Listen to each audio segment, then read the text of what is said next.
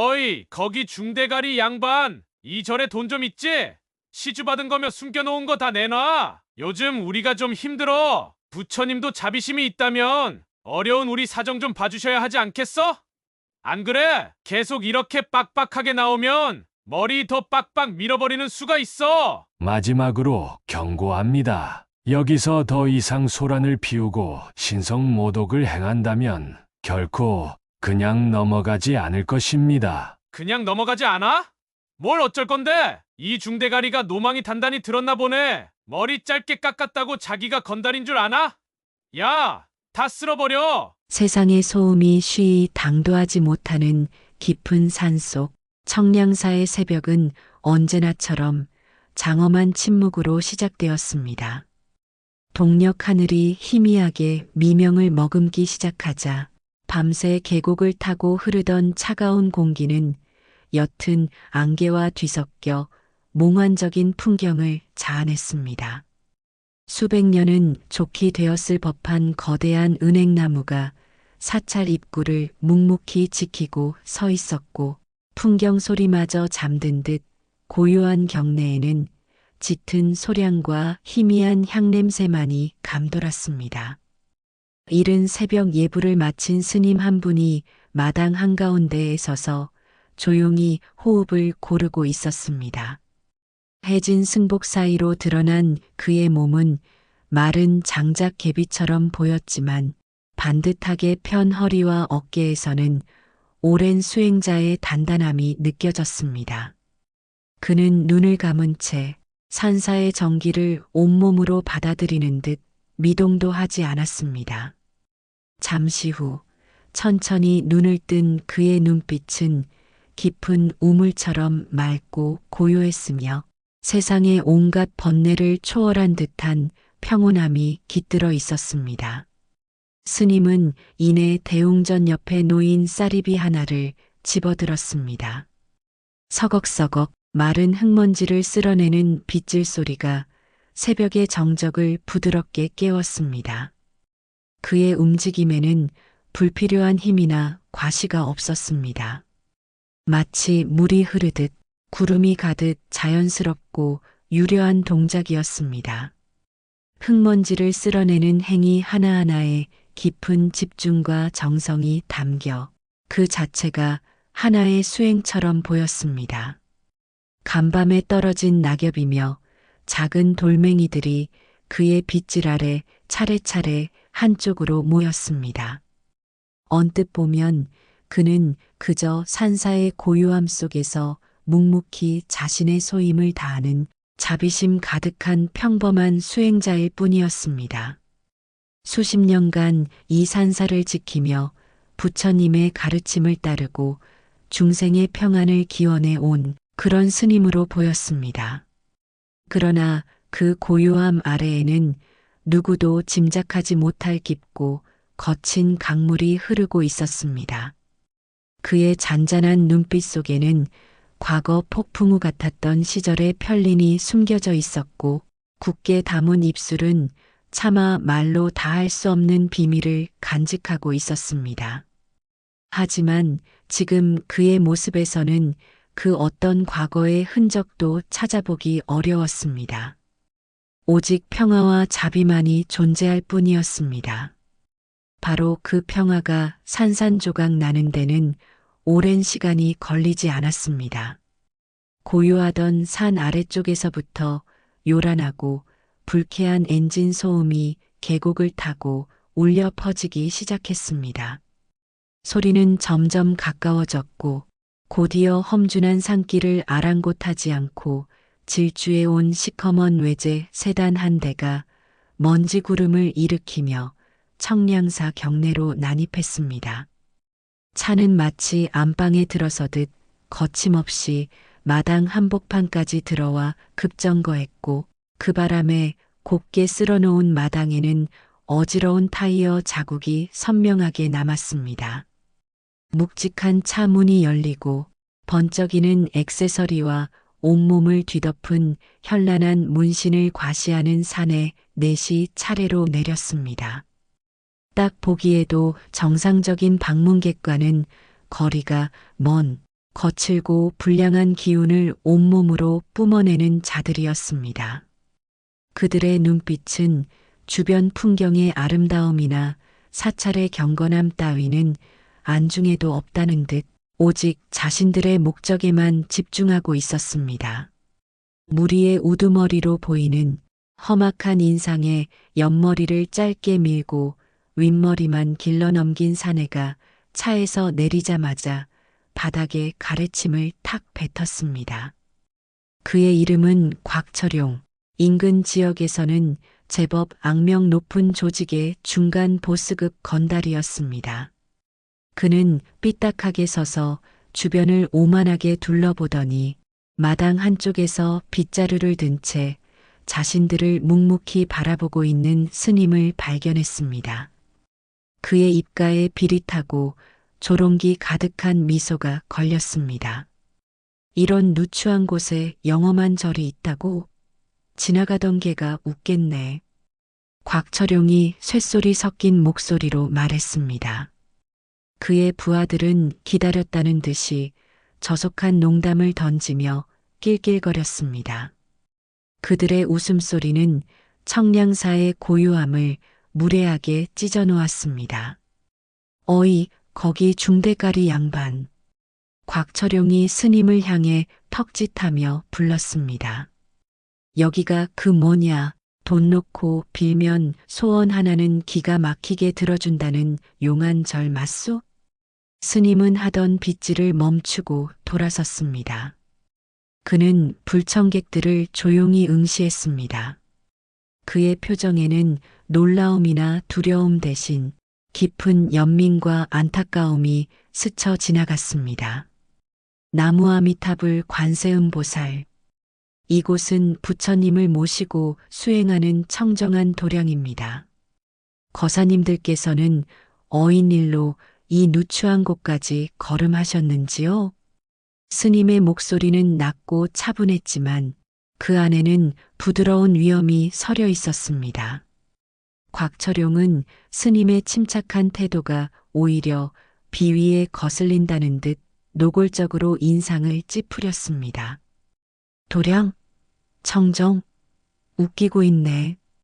영감, 우리랑 장난할 시간 없어. 그는 스님에게 성큼성큼 다가섰습니다. 그의 부하들도 그를 따라 스님을 에워싸듯 포진했습니다. 위압적인 분위기가 순식간에 조성되었습니다. 솔직히 말해봐. 이 절에 돈 좀 있지? 시주받은 거며 뭐며 숨겨놓은 거 다 내놔. 요즘 우리가 좀 힘들어. 부처님도 자비심이 있다면 어려운 우리 사정 좀 봐주셔야 하지 않겠어? 안 그래? 곽철용의 말투는 협박과 조롱이 교묘하게 뒤섞여 있었습니다. 그의 말에 부하 중 하나가 대웅전 앞 오래된 석등에 털썩 걸터앉아 주머니에서 담배를 꺼내 물었습니다. 불을 붙이려다 스님의 시선을 느끼고는 씩 웃으며 담배를 다시 집어넣었지만 그 행동 자체가 이미 신성한 공간에 대한 모독이었습니다. 다른 부하는 신도들이 공양미를 넣는 함을 발로 툭툭 건드리며 빈정거렸습니다. 에게게 이거 가지고 누구 코에 붙이나.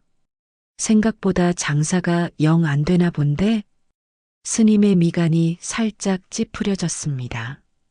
그는 여전히 차분함을 잃지 않으려 애쓰며 말했습니다. 거사님들, 다시 한번 말씀드립니다. 이곳은 기도하고 수행하는 신성한 곳입니다. 다른 신도분들에게 방해가 되고 부처님 앞에서 예의에 어긋나는 행동이니 이만 돌아가 주시기를 정중히 부탁드립니다. 그리고 사찰의 기물에 함부로 손대지 마십시오. 뭐, 돌아가라고? 이 영감탱이가 보자 하니까 진짜 간댕이가 부었네. 곽철용의 목소리가 드디어 언성을 높였습니다. 야, 우리가 누군 줄 알고 함부로 가라 말아야. 내 놈 눈에는 우리가 그냥 동네 양아치로 보여. 그는 스님의 가슴팍을 손가락으로 툭툭 쳤습니다. 좋게 말로 할 때 주지 어딨는지 대고 있는 돈 다 내놓으면 유혈 사태는 없을 거야. 근데 계속 이렇게 빡빡하게 나오면 오늘 이 절간 불구덩이 되는 수가 있어. 알아들어? 그의 살기 어린 협박에도 스님의 눈빛은 흔들리지 않았습니다. 오히려 더 깊고 단호해졌습니다. 주지 스님께서는 출타 중이십니다. 그리고 설령 계신다 한들 드릴 돈은 없습니다. 저희는 가진 것 없이 수행하는 자들입니다. 스님은 곽철용의 손가락을 조용히 밀어내며 말을 이었습니다. 마지막으로 경고합니다. 여기서 더 이상 소란을 피우고 신성 모독을 행한다면 결코 그냥 넘어가지 않을 것입니다. 하하. 곽철용은 스님의 경고에 마치 세상에서 가장 웃긴 농담을 들은 것처럼 배를 잡고 웃었습니다. 부하들도 따라 웃었습니다. 그냥 넘어가지 않아? 뭘 어쩔 건데? 이 중대가리가 노망이 단단히 들었나 보네. 곽철용이 웃음을 멈추고 다시 스님의 머리를 손가락으로 툭 건드렸습니다. 깨끗하게 밀린 스님의 머리가 그의 더러운 손가락에 의해 모욕당하는 순간이었습니다. 내 놈이 뭘 할 수 있냐고 묻잖아. 염불이라도 외워서 우리 머리 위에 벼락이라도 떨어뜨리시겠다? 형님, 저 영감 눈빛이 제법 살벌한데요? 혹시 숨겨둔 무공이라도 있는 거 아닙니까? 한 부하가 비꼬는 투로 말했습니다. 무공은 무슨, 절반만 먹어서 힘이나 제대로 쓰겠냐. 아마 우리 그림자만 봐도 오줌을 지릴걸. 다른 부하가 맞장구를 쳤습니다. 그들은 스님을 완전히 조롱거리로 삼으며 희희낙낙거렸습니다. 곽철용은 이제 슬슬 본색을 드러낼 때라고 생각했습니다. 그는 스님의 멱살이라도 잡을 듯 바짝 다가서며 위협적으로 손을 치켜들었습니다. 그의 눈에는 이 나약한 노승을 본보기로 삼아 철저히 짓밟아주겠다는 잔인한 의지가 번뜩였습니다. 바로 그때였습니다. 곽철용의 더러운 손이 스님의 깨끗한 승복 옷깃을 움켜쥐려던 바로 그 찰나. 순간 스님의 주변 공기가 얼어붙는 듯한 착각이 들었습니다. 방금 전까지 연민과 안타까움이 감돌던 스님의 눈빛은 온데간데 없이 사라지고 그 자리에는 깊이를 알 수 없는 심연과도 같은, 아니 그보다 더 차갑고 날카로운 강철 같은 냉기가 서렸습니다. 마치 오랜 시간 잠들어 있던 고대의 포식자가 마침내 눈을 뜬 듯 그의 온몸에서 뿜어져 나오는 기운은 주변의 공기마저 무겁게 짓눌렀습니다. 깡말랐던 몸은 어느새 바위처럼 단단해 보였고 바닥을 딛고 선 두 발은 땅속 깊이 뿌리내린 거목처럼 흔들림이 없었습니다. 변화는 눈 깜짝할 사이에 일어났지만 그 위압감은 실로 엄청났습니다. 곽철용은 본능적으로 위험을 감지하고 움찔했지만 이미 그의 손은 스님의 영역 안으로 들어선 후였습니다. 스님의 움직임은 보이지 않을 정도로 빨랐습니다. 곽철용이 무슨 일이 벌어지고 있는지 인지하기도 전에 스님의 마른 손이 그의 손목을 가볍게 하지만 놀라운 악력으로 휘감았습니다. 크억! 곽철용은 비명조차 제대로 지르지 못했습니다. 그의 손목에서는 뼈가 으스러지는 듯한 극심한 고통이 느껴졌고 동시에 그의 의지와는 전혀 상관없이 거대한 몸이 공중으로 붕 떠올랐습니다. 스님은 그저 곽철용의 손목을 잡고 살짝 비틀었을 뿐인데 마치 거대한 파도에 휩쓸린 조각배처럼 곽철용의 몸은 속수무책으로 날아가 마당 저편 흙바닥에 처참하게 나뒹굴었습니다. 쿵 하는 둔탁한 소리와 함께 흙먼지가 자욱하게 피어올랐습니다. 그는 넘어진 채 숨을 몰아쉬며 신음했고 방금 전까지 세상을 다 가진 듯 오만했던 얼굴은 고통과 충격 그리고 믿을 수 없다는 경악으로 일그러졌습니다. 눈앞에서 벌어진 초현실적인 광경에 곽철용의 부하들은 그 자리에 못 박힌 듯 얼어붙었습니다. 왁자지껄 떠들던 입은 굳게 닫혔고 눈은 금방이라도 튀어나올 듯 커졌습니다. 그들의 머릿속은 혼란으로 가득 찼습니다. 방금 무슨 일이 일어난 거지? 저 영감이 우리 형님을 날려버렸다고? 그들은 눈을 비비고 다시 보았지만 결과는 변함없었습니다.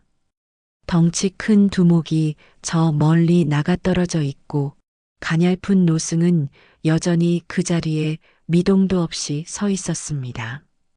뭐야? 이 영감탱이가. 가장 먼저 정신을 차린 것은 석등에 걸터 앉아 있던 부하였습니다. 그는 당혹감과 분노에 휩싸여 소리를 지르며 스님에게 무작정 달려들었습니다. 그는 나름대로 싸움에 이골이 난 건달이었고 그의 주먹은 충분히 위협적이었습니다. 하지만 이번에도 스님은 피하지 않았습니다. 그는 오히려 달려드는 사내의 움직임을 읽고 반걸음 앞으로 나아갔습니다. 그리고는 상대의 주먹이 닿기 직전 간결하고 빠른 동작으로 팔을 들어 올려 상대의 팔꿈치 관절 부위를 정확하게 가격했습니다. 그것은 부러뜨리려는 의도라기보다는 힘의 흐름을 끊고 균형을 무너뜨리는 지극히 효율적인 타격이었습니다. 그악! 사내는 팔꿈치에 전기가 흐르는 듯한 격통과 함께 중심을 잃고 비틀거렸습니다. 스님은 그 틈을 놓치지 않고 손바닥으로 그의 가슴을 가볍게 밀었습니다. 가볍게 민 동작이었지만 사내는 마치 거대한 벽에 부딪힌 것처럼 뒤로 발라당 나가떨어졌습니다. 그는 넘어진 충격으로 숨을 제대로 쉬지 못하고 컥컥거렸습니다. 이 자식이 진짜. 이제 남은 2명의 부하는 완전히 이성을 잃었습니다. 그들은 앞뒤 가리지 않고 동시에 스님에게 달려들었습니다. 한 명은 옆에서 발차기를 날렸고 다른 한 명은 뒤에서 스님의 허리를 잡으려 했습니다. 제법 그럴싸한 협공이었지만 지금 스님의 눈에는 그들의 움직임이 너무나도 뻔하고 허술하게 보였습니다. 스님은 상체만 살짝 비틀어 옆에서 날아오는 발차기를 흘려보냈습니다. 발차기는 허공을 갈랐고 그와 동시에 스님은 몸을 낮추며 뒤에서 허리를 잡으려던 사내의 팔 안쪽 급소를 손가락으로 정확하게 찔렀습니다. 흑! 사내는 팔에 힘이 쭉 빠지면서 비명을 질렀고 스님은 그가 주춤하는 순간 어깨로 그의 몸통을 들이받았습니다. 뒤에서 공격하려던 사내는 맥없이 나가떨어져 먼저 넘어진 동료 위로 겹쳐 넘어졌습니다. 마당에는 이제 건달들의 고통스러운 신음소리만이 가득했습니다. 불과 1분도 채 되지 않는 짧은 시간에 건장하고 험악한 건달 4명은 모두 속수무책으로 제압당했습니다. 스님은 여전히 마당 한가운데 조금 전 빗자루를 들고 있던 그 자리에 조용히 서 있었습니다. 흐트러진 옷매무새 하나 없었고 가빠진 숨소리조차 들리지 않았습니다. 다만 그의 주변을 감도는 공기는 이전과 완전히 달라져 있었습니다. 온화함과 자비심 대신 수십 년 동안 깊은 곳에 봉인해 두었던 날카롭고 서늘한 강자의 기운, 감히 범접할 수 없는 절대적인 위압감이 파도처럼 밀려나오고 있었습니다. 가장 먼저 정신을 차리고 상황을 파악하려 애쓴 것은 땅바닥에 처박혔던 곽철용이었습니다. 그는 팔목의 격통과 온몸의 충격을 참으며 간신히 몸을 일으켰습니다. 그리고는 공포와 경악이 뒤섞인 눈으로 스님을 바라보았습니다. 그의 머릿속은 복잡하게 돌아갔습니다. 저 노승은 대체 누구인가? 저 비범한 움직임, 상대를 압도하는 저 기운. 단순한 산사의 수행자가 아니라는 것은 확실했습니다. 그의 뇌리 속 깊은 곳에서 잊고 있었던 어떤 기억의 파편들이 떠오르기 시작했습니다. 희미한 소문들, 뒷골목의 전설들. 그때 함께 넘어져 신음하던 부하 중 가장 연배가 있어 보이는 뒷세계 정보에 밝았던 자가 떨리는 목소리로 중얼거렸습니다. 그의 얼굴은 이미 사색이 되어 있었습니다.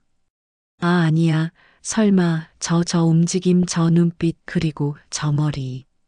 그는 마치 귀신이라도 본 사람처럼 스님을 응시하며 말을 제대로 잇지 못했습니다. 곽철용이 짜증과 불안감이 뒤섞인 목소리로 소리쳤습니다. 뭐야? 뭘 꾸물거려? 저 영감 정체가 뭐냐고. 아는 거 있으면 빨리 불어. 연배 있는 부하가 공포에 질린 눈동자를 필사적으로 굴리며 거의 기어들어가는 목소리로 말했습니다. 그의 목소리는 주변의 공기마저 얼릴 듯 차갑게 떨리고 있었습니다. 형님, 혹시 아주 오래전에 동아시아 암흑가를 전부 벌벌 떨게 만들었다는 그 전설적인 조직 국제탈모파라고 들어보셨습니까? 국제탈모파? 그 이름이 언급되는 순간 마당의 공기는 완전히 얼어붙었습니다. 곽철용의 눈이 믿을 수 없다는 듯이 극도로 커졌고 다른 부하들 역시 숨쉬는 것조차 잊은 듯 멍한 표정이 되었습니다. 국제탈모파? 이름만 들으면 우스꽝스러울 수도 있지만 그 실체를 아는 자들에게 그 이름은 공포 그 자체였습니다. 수십 년 전 호련히 나타나 압도적인 힘과 잔혹함, 그리고 철저한 익명성으로 아시아 전역의 범죄 조직들을 공포에 떨게 했던 전설의 조직. 특히 그 조직을 이끌었던 보스는 철저히 베일에 쌓여 있었는데 그에 대해 알려진 유일한 정보는 그가 눈부실 정도의 민머리였다는 것뿐이었습니다. 사람들은 그를 빛나는 재앙, 머리 없는 그림자, 혹은 밤의 등대 등 온갖 무시무시한 별명으로 부르며 두려워했습니다. 그가 한번 움직이면 피바람이 불었고 거대 조직들이 하룻밤 사이에 지도에서 사라졌다는 흉흉한 소문이 파다했습니다. 그러다 몇 년 전 마치 신기루처럼 조직 전체가 갑자기 자취를 감추었고 그 보스의 행방 역시 묘연해졌습니다. 은퇴 후 어딘가에 숨어 지낸다. 혹은 독실한 종교인이 되었다는 확인되지 않은 소문만 무성할 뿐이었습니다. 곽철용은 떨리는 눈으로 스님을 다시 바라보았습니다. 평범해 보였던, 아니, 나약해 보이기까지 했던 노승, 고요한 산사, 자비심이 흘러넘칠 것 같았던 얼굴, 그리고 티끌 하나 없이 깨끗하게 밀린 반짝이는 민머리. 설마 저 스님이 그 전설 속의 국제탈모파 보스란 말인가? 곽철용의 등줄기를 타고 식은 땀이 폭포수처럼 흘러내렸습니다. 온몸의 피가 차갑게 식는 듯한 생전 처음 느껴보는 극한의 공포가 그의 온몸을 지배했습니다. 스님은 여전히 아무 말 없이 그들을 지켜보고 있었습니다. 그의 침묵은 이제 천둥 같은 외침보다 더 무겁고 두렵게 느껴졌습니다. 그의 깊고 고요한 눈동자 속에서 건달들은 자신들의 비참한 미래를 보는 듯 했습니다. 스님의 자비로운 미소 뒤에 숨겨져 있던 것은 온화함이 아니라 세상을 뒤흔들었던 폭풍의 눈, 과거의 냉혹하고 무자비했던 절대 강자의 그림자였던 것입니다. 말도 안 돼 그럴 리가. 곽철용은 자신도 모르게 뒷걸음질을 쳤습니다. 그의 다리가 후들후들 떨렸고 금방이라도 주저앉을 것 같았습니다. 방금 전까지 하늘 높은 줄 모르고 치솟았던 그의 오만함과 객기는 흔적조차 없이 사라졌습니다. 그는 뼛속까지 사무치는 후회와 함께 직감했습니다. 오늘 자신들은 건드려서는 안 될 영린을 건드렸다는 것을, 그것도 아주 제대로 치명적으로 잘못 건드렸다는 것을 깨달았습니다. 그때 스님이 마침내 다시 입을 열었습니다. 그의 목소리는 이전처럼 나직하고 평온했지만 그 안에 담긴 무게와 서늘함은 완전히 달라져 있었습니다. 마치 깊은 겨울 얼음장 밑을 흐르는 물소리처럼 차갑고도 단호했습니다. 분명히 경고했을 터입니다. 이곳은 부처님을 모시는 청정한 도량이라고. 스님의 목소리는 여전히 나직했지만 그 안에 담긴 서늘한 무게감은 마당 전체를 얼어붙게 만들었습니다. 그 한마디는 단순한 꾸짖음이 아니었습니다. 그것은 건드릴 수 없는 영역을 침범한 자들에게 내려지는 준엄한 선고였으며 수십 년간 봉인되었던 과거의 힘이 깨어났음을 알리는 신호였습니다. 건달들의 귓전에는 그 말이 마치 지옥의 문지기가 음조리는 최후 통첩처럼 혹은 자신들의 어리석은 운명을 예고하는 저승사자의 속삭임처럼 섬뜩하게 파고들었습니다. 곽철용의 온몸에서 힘이 쭉 빠져나갔습니다. 방금 전까지 스님을 향해 치켜들었던 주먹의 감각은 온데간데 없고 팔목을 꿰뚫는 듯한 격통과 온몸을 짓누르는 극한의 공포만이 남았습니다. 그의 눈앞이 잠시 아찔해졌습니다. 스님의 차가운 눈빛과 마주하는 순간 그는 자신의 존재가 마치 거대한 폭풍 앞에 먼지처럼 하찮고 위태롭다는 것을 뼛속 깊이 깨달았습니다. 오만함으로 부풀었던 심장은 급격히 쪼그라들었고 그 자리를 채운 것은 오직 생존에 대한 원초적인 갈망뿐이었습니다. 그는 더 이상 버틸 수 없었습니다. 버티고 자시고 할 의지 자체가 산산조각 나버렸습니다. 그는 풀썩 그 자리에 무릎을 꿇었습니다. 아니, 그의 다리가 더 이상 그의 몸뚱이를 지탱하기를 거부하며 저절로 힘없이 꺾여 땅바닥에 처참하게 주저앉았다는 표현이 더 정확할 것입니다. 그의 육중한 몸이 마른 흙바닥에 부딪히며 둔탁한 소리를 냈습니다. 자자 잘못했습니다. 스님, 저희가 정말 죽을 죄를 지었습니다. 눈뜬 장님이었습니다. 감히 스님의 높으신 경지를 알아보지 못하고. 곽철용은 이마가 땅에 닿도록, 아니 땅을 파고 들어갈 기세로 머리를 조아리며 필사적으로 빌기 시작했습니다. 그의 목소리는 공포로 인해 심하게 떨렸고 거의 울음에 가까웠습니다. 조금 전까지 스님을 중대가리라 부르며 온갖 추잡하고 모욕적인 언사를 거침없이 퍼붓던 그 입에서는 이제 오직 살려달라는 처절하고 비굴하기 짝이 없는 애원만이 본물 터지듯 흘러나왔습니다. 제발 목숨만 목숨만 살려주십시오. 저희가 정말 눈이 멀어서 귀가 막혀서 그랬습니다. 부디 부디 넓으신 아량으로 부처님의 자비를 베푸소서. 약속드립니다. 다시는 하늘이 두 쪽 나고 땅이 꺼져도 다시는 이곳 청량산은 물론 그 어떤 절에도 얼씬거리지 않겠습니다. 맹세합니다. 그는 두 손까지 싹싹 빌며 그가 아는 모든 비굴한 방식으로 용서를 구했습니다. 곽철용의 처참한 애원을 신호탄으로 잠시 넋을 잃고 있던 다른 부하들도 퍼뜩 정신을 차렸습니다. 그들은 마치 약속이라도 한 듯 혹은 오랜 시간 훈련받은 군인들처럼 일제히 땅바닥에 납작 엎드려 머리를 박았습니다. 이마가 흙바닥에 닿는 소리가 여기저기서 들려왔습니다.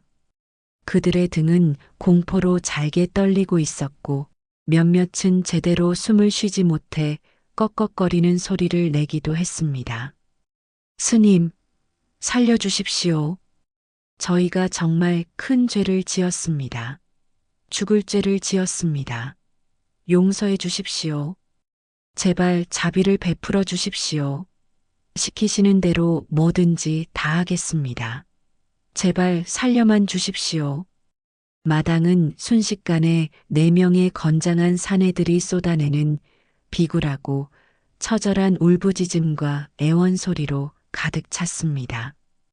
불과 몇 분 전까지 보여주었던 잔인하고 흉포했던 모습은 온데간데 없이 사라지고 오직 벌거벗은 생존 본능과 압도적인 존재 앞에서 느끼는 원초적인 공포만이 그들을 지배하고 있었습니다. 스님은 땅바닥에 납작 엎드려 파들파들 떨고 있는 그들을 잠시 아무 말 없이 그 어떤 표정의 변화도 없이 내려다보았습니다. 그의 눈빛은 여전히 겨울 밤하늘의 별처럼 얼음장같이 차가웠지만 자세히 들여다보면 그 깊은 곳에서는 더 이상 살기는 느껴지지 않았습니다. 대신 복잡하고 미묘한 감정의 파동이 아주 희미하게 일렁이는 듯 했습니다.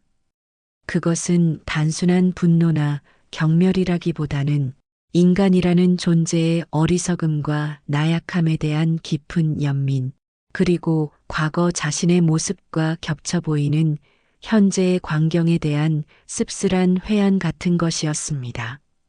그는 아마도 눈앞에 저 벌레처럼 빌고 있는 어리석은 중생들의 모습 속에서 수십 년 전 피와 폭력으로 얼룩졌던 자신의 과거를 보았을지도 모릅니다. 끝없는 증오와 복수의 연쇄 속에서 길을 잃고 헤매던 부처님의 자비와는 너무나도 거리가 멀었던 구원받지 못했던 자신의 어두운 영혼을 말입니다. 어쩌면 저들도 자신처럼 잘못된 길에 들어선 가련한 영혼일 뿐인지도 모른다는 생각이 아주 잠깐 스쳐 지나갔습니다. 한동안 마당에는 건달들의 거친 숨소리와 흐느낌, 그리고 그 모든 것을 감싸는 무겁고 숨막히는 침묵만이 흘렀습니다. 시간은 마치 멈춘 듯 더디게 흘러갔고 건달들은 자신들의 목숨이 오직 스님의 입술 끝에 달려있다는 절망적인 현실 속에서 숨막히는 공포에 질려 스님의 다음 말만을 초조하게 기다렸습니다. 그 침묵은 그 어떤 고문보다도 더 길고 고통스럽게 느껴졌습니다. 마침내 길고 긴 침묵을 깨고 스님이 다시 입을 열었습니다. 그의 목소리는 놀랍게도 다시 예전의 평온함을 어느 정도 되찾은 듯 했습니다. 마치 폭풍우가 지나간 뒤에 고요한 바다처럼 격정의 파도는 가라앉고 잔잔한 물결만이 남은 듯 했습니다. 하지만 그 평온함 속에는 한번 내뱉은 말은 반드시 지켜져야 하며 그 뜻을 거스를 경우 어떤 결과가 닥칠지 모른다는 거역할 수 없는 단호함과 위엄이 서리발처럼 강하게 배어 있었습니다. 어지럽힌 것들을 모두 원래 있던 그 자리에 티끌 하나 남기지 말고 돌려놓으십시오. 그리고 조용히 왔던 길을 되짚어 산을 내려가십시오. 그의 말은 극도로 단순하고 명료한 지시였지만 죽음의 공포에 떨고 있던 건달들에게는 마치 천상의 목소리처럼 혹은 지옥 문턱에서 건네받은 구원의 동아줄처럼 들렸습니다. 살았다. 적어도 지금 당장 죽지는 않는다. 그들은 이것이 자신들의 어리석은 행동에 대한 처벌이자 목숨을 부지할 마지막 기회임을 뼈저리게 직감했습니다. 네, 알겠습니다. 스님, 분부대로 하겠습니다. 즉시 치우겠습니다. 곽철용은 마치 사멸령이라도 받은 죄수처럼 황급히 대답하며 아직도 후들거리는 다리에 힘을 주어 벌떡 일어섰습니다.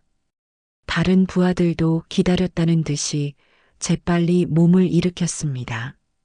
그들은 조금 전까지 땅바닥에 처박혀 있던 비참한 모습은 까맣게 잊은 듯 마치 지옥의 사자에게 쫓기기라도 하는 망자들처럼 혹은 엄격한 감독관의 눈치를 살피는 노예들처럼 허겁지겁 그러나 극도로 조심스럽게 마당을 치우기 시작했습니다. 곽철용은 자신이 아까 보란 듯이 뱉었던 가래침 자국을 발견하고는 얼굴이 벌개졌다가 하얗게 질리기를 반복하며 결국 자신의 옷소매로 그 불결한 흔적을 벅벅 문질러 닦았습니다. 그의 얼굴에는 굴욕감과 공포심이 뒤섞여 기괴한 표정을 만들어냈습니다. 발로 찼던 공양미함을 바로 세운 부하는 혹시라도 함에 흠집이라도 났을까봐 손으로 몇 번이고 쓸어보며 안절부절 못했고 그 주변에 떨어진 흙먼지까지 정성스럽게 손으로 모아 털어냈습니다. 석등에 걸터 앉았던 부하는 혹시라도 자신이 떨어뜨렸을지 모를 아주 작은 담뱃재 하나라도 찾으려는 듯 허리를 굽혀 마당 바닥을 샅샅이 훑어보았습니다. 쓰러졌던 빗자루는 마치 귀한 보물이라도 다루듯 양손으로 공손히 들어 원래 있던 대웅전 처마 밑 그 자리에 조심스럽게 가져다 놓았습니다. 그들의 모든 동작 하나하나에는 진심에서 우러나오는 반성의 기미는 찾아보기 어려웠습니다. 대신 오직 스님의 심기를 조금이라도 더 건드리지 않으려는 어떻게든 이 끔찍한 상황에서 벗어나고 싶다는 필사적인 공포심만이 역력하게 드러났습니다. 그렇게 짧지만 영겁처럼 느껴졌던 시간이 흐르고 마당은 언제 소란이 있었냐는 듯 다시 원래의 깨끗하고 정돈된 모습으로 돌아왔습니다. 건달들은 다시 스님 앞에 일렬로 마치 군기를 잡는 신병들처럼 혹은 마지막 판결을 기다리는 죄인들처럼 잔뜩 주눅이 든 채 고개를 푹 숙이고 섰습니다. 그 누구도 감히 스님과 눈을 마주치지 못했습니다. 스님은 마치 아무 일도 없었다는 듯 평온한 얼굴로 그들을 마지막으로 한번 차분히 둘러보았습니다. 그리고는 나직하지만 마당 전체에 아니 그들의 영혼 깊숙한 곳까지 울릴 만큼 분명하고 청명한 어조로 말했습니다. 그의 목소리는 이제 따스한 봄날의 햇살 같기도 하고 차가운 겨울 계곡물 소리 같기도 한 묘한 울림을 담고 있었습니다. 다시는 이곳 청량사뿐만이 아니라 그 어떤 사찰이나 암자 혹은 교회나 성당을 막론하고 신앙을 위해 세워진 신성한 곳에 찾아가 함부로 소란을 피우거나 그곳에 머무는 이들을 괴롭히는 어리석은 짓을 하지 마십시오. 스님은 잠시 말을 멈추고 그들의 눈을 하나하나 들여다보듯 시선을 옮겼습니다. 명심하십시오. 세상에는 그대들의 짧고 어두운 눈으로는 결코 볼 수 없는 것들이 존재하며 함부로 뿌린 악행의 씨앗은 언젠가 반드시 더 거대한 불행이 되어 그대들 자신에게로 돌아오는 법입니다. 오늘 그대들이 이곳에서 겪은 이 짧은 고통 또한 어쩌면 그대들이 과거에 알게 모르게 지었던 수많은 업보의 아주 작은 한 조각이 발현된 것일 뿐일지도 모릅니다. 인과응보의 법칙은 한치의 오차도 없이 공평하게 작용하는 법이니 부디 그 무서움을 깨닫고 앞으로는 선한 마음으로 살아가도록 노력하십시오. 함부로 악업을 쌓는 것은 결국 스스로를 파멸로 이끄는 가장 확실한 길임을 부디 명심하십시오. 스님의 마지막 말은 단순한 경고나 훈계를 넘어선 짧지만 그 안에 우주의 법칙과 인간 삶의 본질을 꿰뚫는 깊은 지혜가 담긴 법문과도 같았습니다. 건달들이 그 심오한 의미를 온전히 이해했을 리는 만무했습니다. 하지만 그 말 속에 담긴 서늘하고도 엄중한 진실의 무게감, 그리고 그 말을 하는 스님의 눈빛에서 뿜어져 나오는 거역할 수 없는 힘은 마치 뜨거운 인두처럼 그들의 뼛속까지 깊숙이 새겨지는 듯 했습니다. 평생 잊지 못할, 아니 잊을 수 없는 낙인이 찍힌 것입니다. 그들은 마치 혼이 빠져나간 사람들처럼 혹은 방금 끔찍한 악몽에서 간신히 깨어난 사람들처럼 더 이상 아무런 말도 잊지 못하고 그저 필사적으로 고개를 끄덕였습니다. 그들의 눈에는 더 이상 스님을 인간으로 보는 기색이 없었습니다. 차라리 천둥을 내리고 벼락을 치는 신령이나 죄인을 심판하는 염라대왕을 마주한 듯한 원초적인 경외와 공포만이 가득했습니다. 명심하겠습니다. 곽철용이 간신히 끊어지는 목소리로 대답했고 다른 부하들은 그저 입술만 달싹일 뿐이었습니다. 그들은 스님의 허락이 떨어지기를 기다리지도 않고 일제히 허리를 굽혀 마지막 인사를 올렸습니다. 그 모습은 마치 신성한 존재 앞에서 행하는 제의처럼 보일 정도였습니다.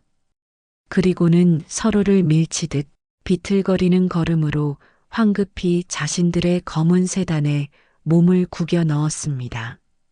차 문이 닫히는 소리마저 유난히 크게 들렸습니다. 시동이 걸리고 잠시 후 시커먼 세단은 왔을 때와는 비교할 수 없을 정도로 조용하고 신속하게, 그러나 어딘가 모르게 다급하고 겁에 질린 듯 청량사 경내를 빠져나가 산길 아래로 사라졌습니다. 마치 지옥의 문턱에서 간신히 도망쳐 나온 망령들처럼 그들은 단 한 번도 뒤돌아보지 않았습니다. 그들이 떠난 자리에는 희미하게 남은 타이어 자국과 아직 가시지 않은 싸늘한 공포의 잔향, 그리고 스님의 마지막 말처럼 보이지 않는 업보의 무게만이 내려앉은 듯 했습니다. 건달들의 소란스러운 흔적이 완전히 사라지고 청량사에는 다시 본래의 깊고 장엄한 고요와 평화가 찾아왔습니다. 마치 언제 그런 소동이 있었냐는 듯 산사는 다시 깊은 침묵 속으로 잠겨들었습니다. 스님은 그들이 사라진 산길을 잠시 말없이 응시했습니다. 그의 얼굴에는 방금 전까지 서려 있던 냉철함이나 위엄 대신 깊은 상념과 인간 존재의 덧없음에 대한 연민, 그리고 자신의 거친 과거에 대한 씁쓸한 회한 같은 복잡한 감정들이 물결처럼 스쳐 지나갔습니다. 아무리 깊은 산사에 몸을 숨기고 부처님의 가르침에 따라 수행에 정진한다 한들 과거의 업보는 이렇듯 예고 없이 찾아와 그의 마음을 흔들고 잊고 싶었던 또 다른 자아를 끄집어내곤 했습니다. 스님은 조용히 고개를 가로저으며 길게 숨을 내쉬었습니다. 그 숨결에는 속세의 번뇌를 털어내려는 듯한 의지가 담겨 있었습니다. 그리고는 다시 대웅전 처마 밑에 가지런히 놓인 쌀이비를 집어들었습니다. 그는 아무 일도 없었다는 듯 조금 전 건달들이 밟고 지나갔던 바로 그 자리를 더욱 경건하고 차분한 마음으로 다시 쓸기 시작했습니다. 서걱서걱 빗자루가 마른 흙바닥을 스치는 소리가 청량사의 고요한 아침 속으로 다시 정갈하게 퍼져나갔습니다. 이제 그 빗질 소리는 아침 햇살을 받아 더욱 청아하게 들리면서도 이전과는 다른 깊은 울림과 무게감을 담고 있는 듯 했습니다. 평온함 속에 감춰진 강인한 힘, 자비로운 미소 뒤에 숨겨진 폭풍 같은 과거, 그리고 그 모든 것을 끌어안고 묵묵히 자신의 길을 걸어가는 한 수행자의 깊이를 느끼게 하는 소리였습니다. 산사의 아침은 그렇게 다시 밝아왔습니다. 그 평화로운 풍경 속에는 방금 전 펼쳐졌던 오만방자했던 불청객들이 전설적인 존재 앞에서 처절하게 무너져 내린 시원하고도 통쾌한 사이다 같은 이야기가 내려앉아 마치 전설처럼 조용히 숨쉬고 있었습니다. 함부로 스님을 건드렸던 그들은 그 평범해 보이는 스님이 바로 한때 아시아의 밤을 지배했던 공포의 제왕, 국제 탈모파의 보스였다는 사실을 너무 늦게, 그리고 너무나도 뼈아프게 깨달았던 것입니다. 아마 그들은 평생 동안, 아니, 다음 생에서까지도 깨끗하게 민머리만 보면 온몸에 식은 땀이 흐르고 오금이 저리는 트라우마를 안고 살아가게 될 것이 분명했습니다. 청량사의 고요는 그렇게 한때 세상을 주름잡았던 전설의 예기치 않은 귀환으로 인해 굳건히 지켜졌습니다.